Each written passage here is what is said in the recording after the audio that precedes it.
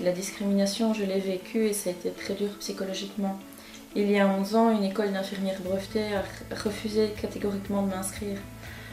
Donc voilà, moi je suis partie sans rien dire, j'étais outrée.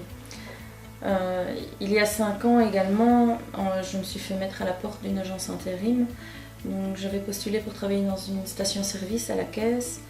Ce jour-là, la dame m'explique que je corresponds au profil et que j'avais le profil parfait. Et à ce moment-là, elle me dit voilà, je vous téléphone demain, fin de journée, ou demain vous travaillez.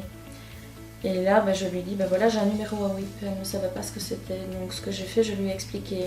Et en fait, la dame n'avait pas vu que j'avais un handicap. Et à ce moment-là, elle s'est levée brusquement, elle m'a rendu mon CV, elle a ouvert la porte et elle m'a dit vous ne trouverez rien ici. Au revoir madame. Je me suis laissée conditionner en ce que la société avait choisi pour moi, en ce que la société pensait de bien pour moi, donc du travail administratif. Ça partait peut-être d'une bonne intention, mais du coup, ça m'a diminué, ça m'a catégorisé ça m'a rangé dans une armoire un peu.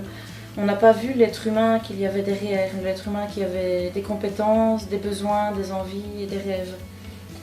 Pour ma part, dans tout ça, dans mon passé, j'ai ma part de responsabilité, je me suis laissée faire sans rien dire, je n'ai pas été assez forte. Aujourd'hui, j'ai changé, donc je me suis endurcie. Donc si un jour ce genre de choses devait arriver, je ne me laisserai plus jamais faire. Je pense qu'il est un peu facile de réduire ma personne à un handicap sans voir l'humain qu'il y a derrière. Et c'est un peu facile de me juger, de juger mes compétences. Mais je suis la seule à connaître mes limites.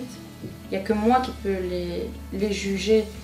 Voilà, maintenant, toutes ces expériences négatives ne représentent qu'une partie de ma vie, et heureusement. Donc j'ai été engagée à plusieurs reprises par des employeurs qui attendaient de moi des compétences et qui n'ont pas été discriminants. Encore pour eux, le plus important, c'était que le travail soit fait, et c'était la qualité du travail. Oui, j'ai un rêve, et c'est un rêve qui est vraiment magnifique. Depuis la fin de l'adolescence, je rêve d'être accoucheuse.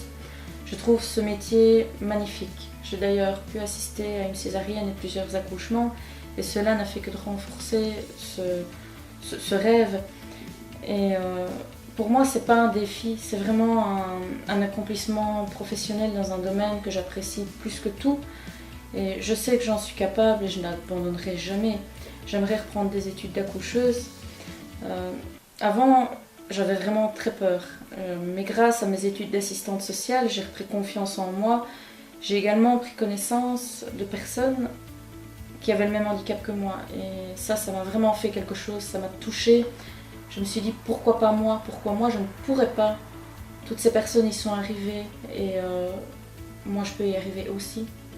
Quand j'apprends qu'il y a un monsieur qui est infirmier smuriste, quand j'apprends qu'il y a une infirmière qui a le même handicap que moi, qui est au bloc opératoire, quand j'apprends qu'un anesthésiste a le même handicap que moi, un psychiatre, je me dis que voilà, je peux aussi le faire. Maintenant, je sais que voilà, j'ai 34 ans, reprendre des études, c'est pas facile. J'ai déjà repris un premier baccalauréat d'assistante sociale, alors pourquoi pas une nouvelle réussite,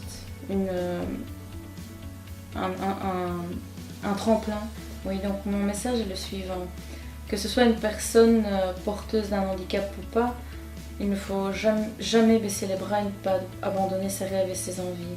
Pour ce faire, je pense qu'il faut demander de l'aide et un soutien aux associations spécifiques et s'entourer de personnes positives qui vous tirent vers le haut et qui croient en vous. C'est vraiment très important. Il y a des lois contre la discrimination des personnes handicapées ainsi que pour toute autre forme de discrimination. Et ces lois permettent justement l'intégration de tous. Donc il ne faut pas se laisser faire, il ne faut pas se laisser marcher sur les pieds. Je sais que moi je l'ai fait, j'étais pas assez forte à ce moment-là, maintenant ça a changé. Et un autre message que je voudrais faire passer, c'est celui de l'ouverture d'esprit. Il faut voir plus loin, bien plus loin que la différence, voir l'humain, ses capacités, ses compétences, ses besoins et ses rêves et ses envies. Je pense qu'il faut également expliquer et éduquer les enfants dès leur plus jeune âge à la différence, à l'acceptation et l'intégration de l'autre. Il y a de la place pour tout le monde dans ce monde. Et un petit mot de fin, n'ayez pas peur, je vous assure, le handicap n'est pas contagieux.